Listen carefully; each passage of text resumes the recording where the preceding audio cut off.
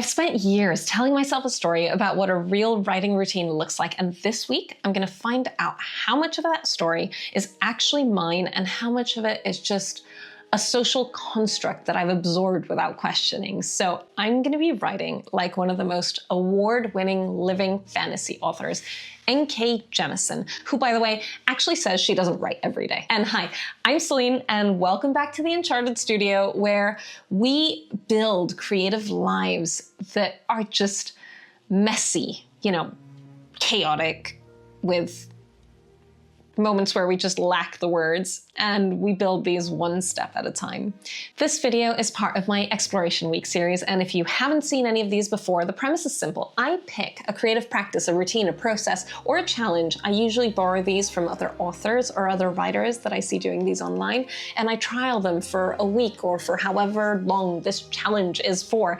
And I try it on my actual writing, not in theory, but rather in practice with my manuscript, on the real thing. I've done this for Brandon Sanderson, Ursula K. Le Guin, V. Schwab, Stephen King. I've even done a 12-hour writing challenge. So naturally, NK Jemisin, after watching her masterclass and talking about that in this month's Craft Lab, so I'm gonna leave that linked up there, this was the natural next thing for me to try out. And I'm gonna also leave the entire playlist of these routines linked up here and down below for you in case you want to watch more after. If you don't know her, Jemisin is the author of many books, including the Broken Earth trilogy, and she's the first writer in history to win the Hugo Award for Best Novel 3 years in a row for each of the books in the Broken Earth trilogy. She studied psychology before becoming a full-time writer, which influenced massively the way she approaches writing and how she builds characters and how she builds worlds. So she's widely considered one of the most important speculative fiction writers alive right now. And I got most of my info on her routine from her masterclass. And in that masterclass, she actually says, I do not recommend that anyone follow another author's writing routine. That is a fantastic way to increase anxiety, but we here are gonna try it anyway.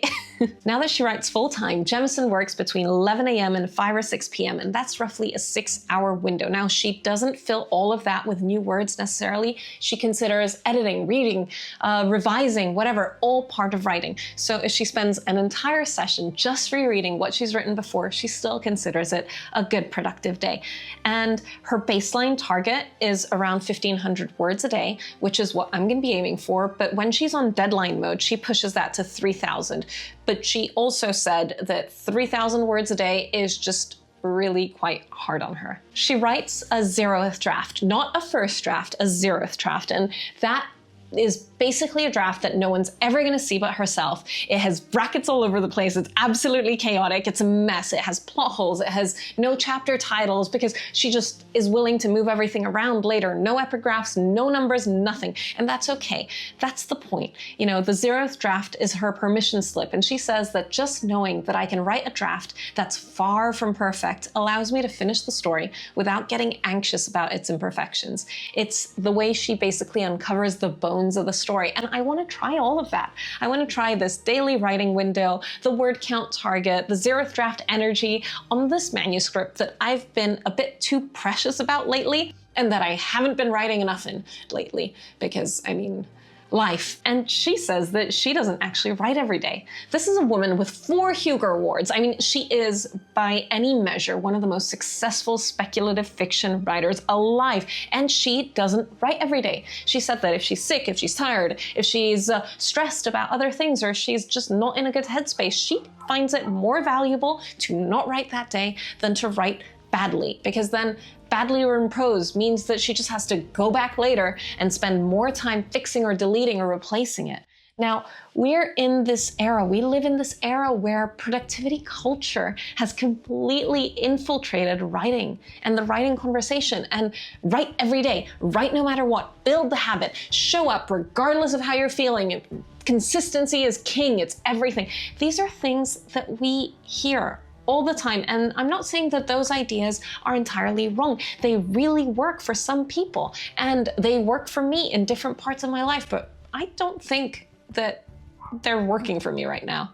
And I do think that we've swung a bit too far in that direction, and that we've stopped asking, what does a sustainable creative practice actually look like? Not the most disciplined version of yourself, not for that, but for the real you in your life, with all the things that you have to consider, and with your health, with your energy, with your responsibilities, everything. I definitely haven't been in the right no matter what kind of headspace recently, quite the contrary. I've barely been writing, and I feel like I've been using these challenges as a way to get words done and make progress on my book, and as a way to give myself an excuse to block off time and to be very intentional and deliberate and value this time I'm blocking off.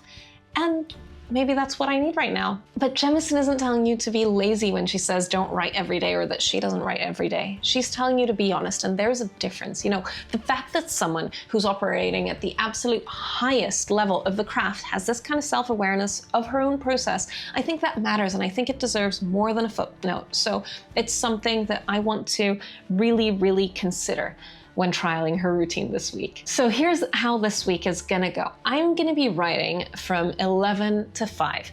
That's my window, and what happens inside it, whether that's pure drafting, reading, background notes, whatever, it all counts. My target is 1,500 words a day of new material, and if I hit that and I'm in the flow and I wanna keep going, I'll keep going. And I'm gonna be zeroth drafting these scenes with my protagonist, you know, that morally complex, morally gray one that I talked about last week, that's linked up here too.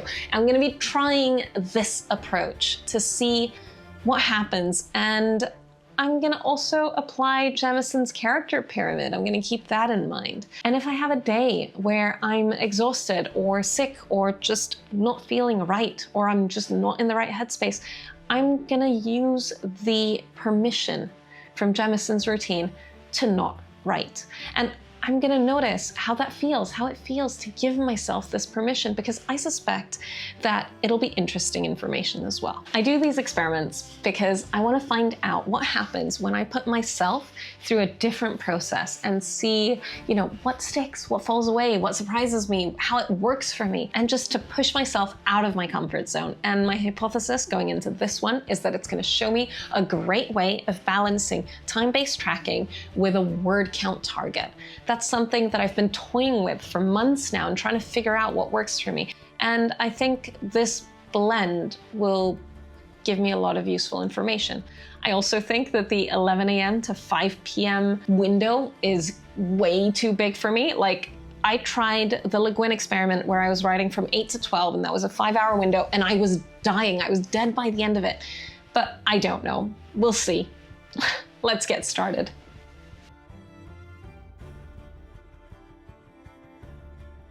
So what's been helping is I've been rereading my writing and like finding a lot of my characters super charming and everything, and just basically easing up in my head the idea of what I have to do today, and just focusing on the fact that Jemisin said, even if you spend a whole day just rereading, it's still a win. And I'm like, okay, I'm gonna start with that. So now I read the first chapter of Act 2, freaking loved it.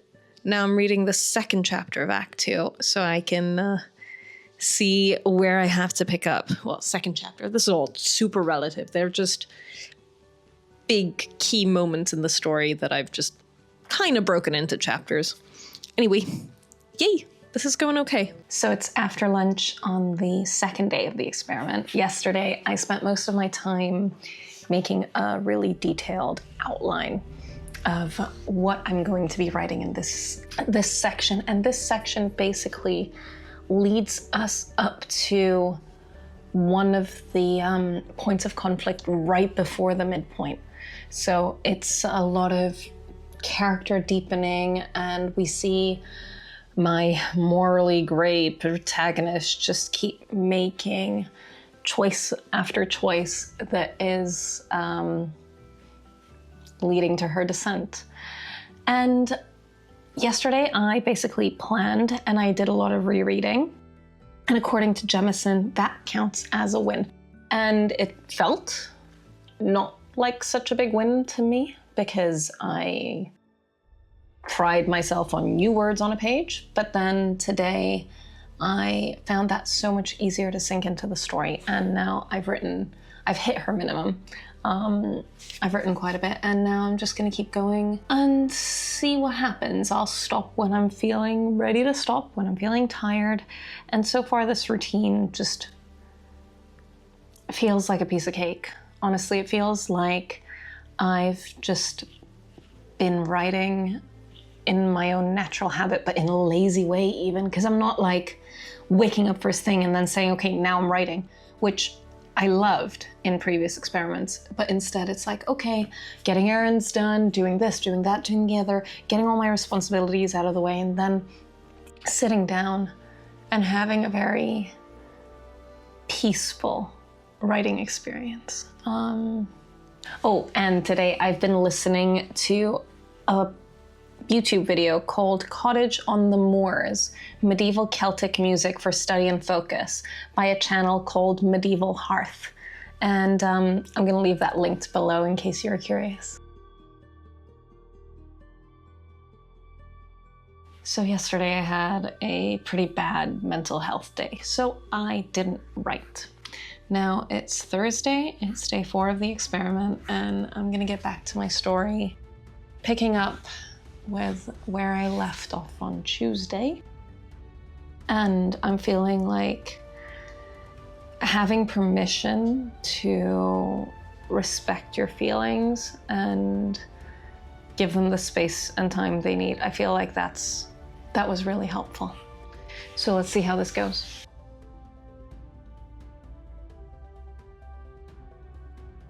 Definitely zeroth drafting. I literally wrote thingy that covers her forearms to prevent sleeves from getting caught in flames and stuff. Don't remember the name of the thing. Don't want to look it up. Just gonna keep going.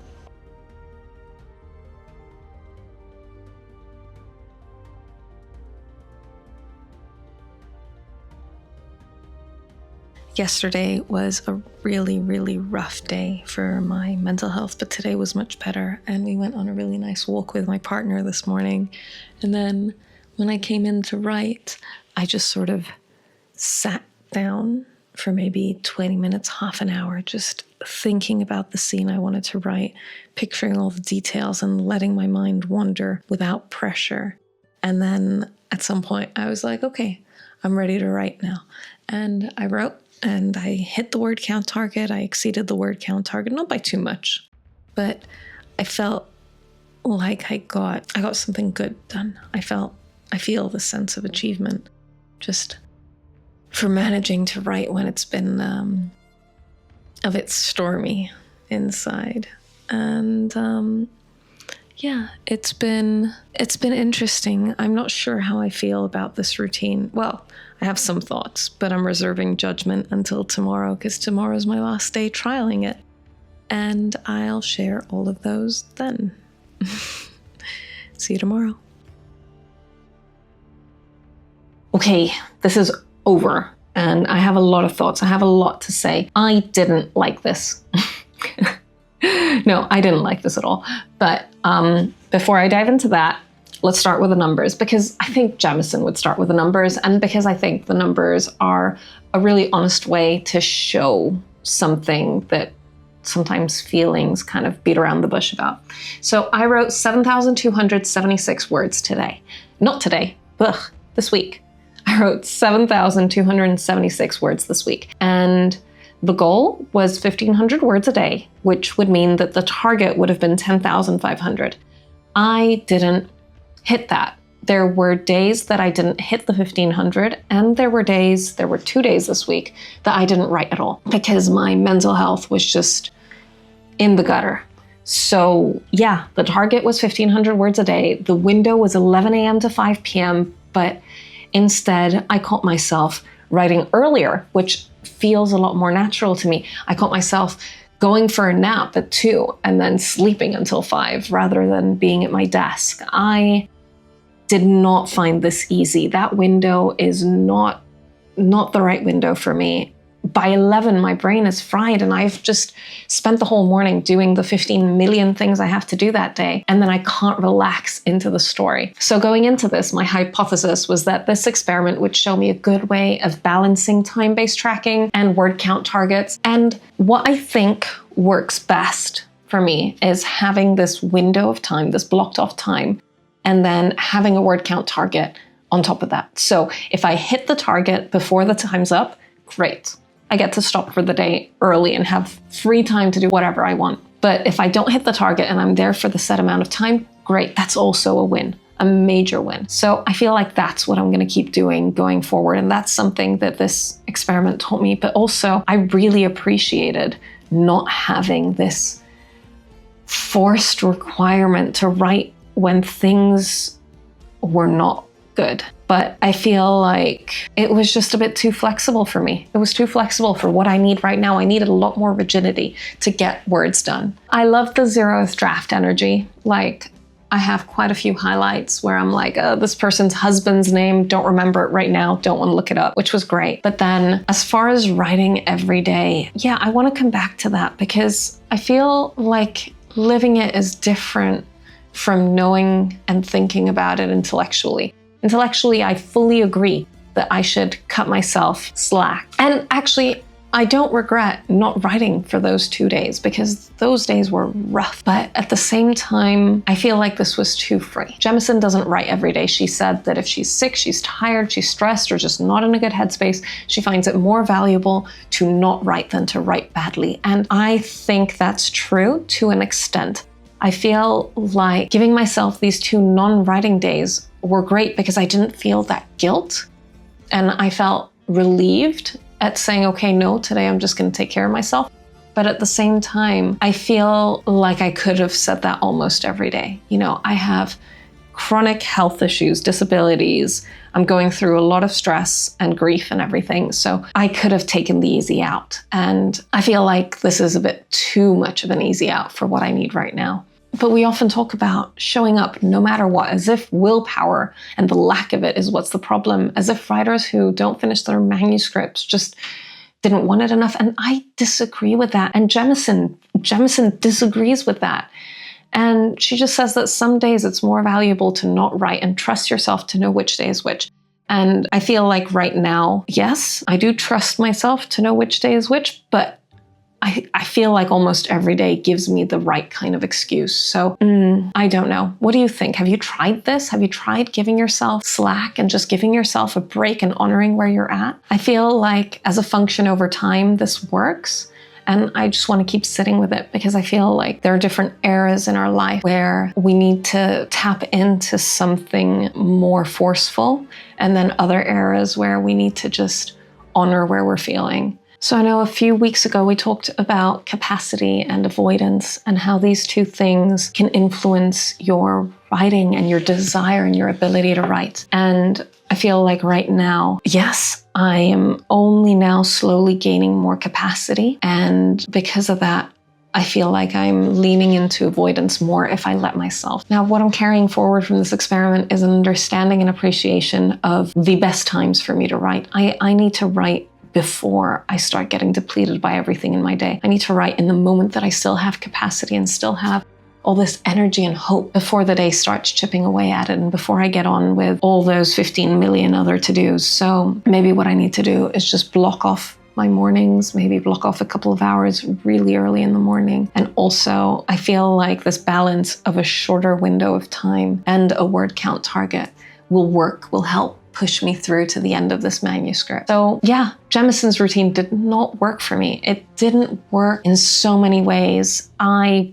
wouldn't really try it again, but I will try other routines, other author routines. And if there's any that you'd recommend or you would like me to try, let me know. And that's it. That's the full experiment. If you've stuck around this far, thank you. I'd love to know who you are, so why don't you drop a planet emoji in the comments below for her Broken Earth series. And let me know if there are any authors or challenges you'd like me to trial. I'm gonna leave my Stephen King routine linked over here or here, wherever there's space, because I feel like it's pretty much the opposite of everything you saw today. And other than that, I'll see you next week. Happy writing.